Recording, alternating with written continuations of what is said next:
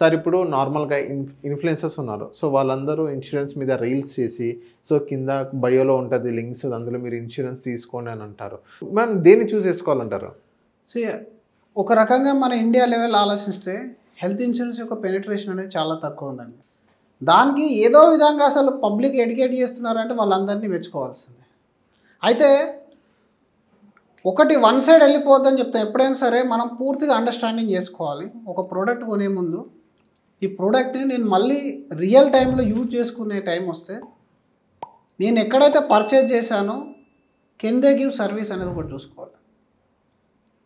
రెండవది, yes influencer చాలామంది educate చేస్తున్నారు ఈ రోజుల్లో. అయితే వన్ సైడ్ కూడా ఉండకూడదు అడ్వైజ్ అనేది. ఇప్పుడు నేను ఒక ప్రోడక్ట్ XYZ ప్రోడక్ట్ని తీసుకొని ఇదే మంచిది కొనండి అని చెప్తే ఆల్రెడీ వేరే ప్రోడక్ట్లో ఉన్న వాళ్ళు ఏం చేస్తున్నారంటే హెల్త్ ఇన్సూరెన్స్లో మెయిన్గా నేను చూసేది దీని నుంచి దానిలోకి పోటు కొట్టేస్తున్నారు.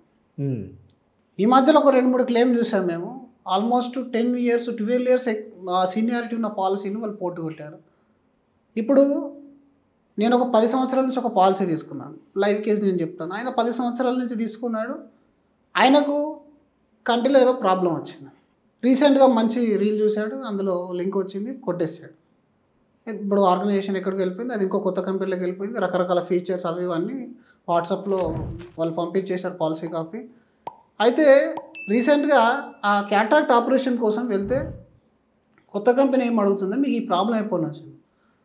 ఆయన 10 సంవత్సరాలు ఉంది ఇక సీనియారిటీ, 2.5 years నుంచి ప్రాబ్లం ఉందండి, కొంచెం బ్లరింగ్ విజన్ ఉందని చెప్పాడు. క్లెయిమ్ రిజెక్ట్ అయింది. ఆయన ఆర్గ్యుమెంట్ ఏంటి, నేను 10 సంవత్సరాల నుంచి కడుతున్నాను కదా, ఎందుకు రిజెక్ట్ చేస్తారు? క్యాట్రాక్ట్ అనేది 2 years వెయిటింగ్ పీరియడ్ ఒకవేళ కంటి ఆపరేషన్ ఏదైనా సరే. అవును, ఆయన ఆర్గ్యుమెంట్ ఈజ్ ట్రూ. కానీ కొత్త కంపెనీకి ఇప్పుడు మీరు ఎక్కడో వర్క్ చేసి వచ్చారు, నా దగ్గరకు వస్తున్నారు, ప్రజెంట్ మీకున్న హ్యాబిట్స్ నేను అడిగాను, మీరు నాకు చెప్పాలి. మీరు నాకు చెప్తే నేను మిమ్మల్ని తీసుకోవాలా లేదా అని నేను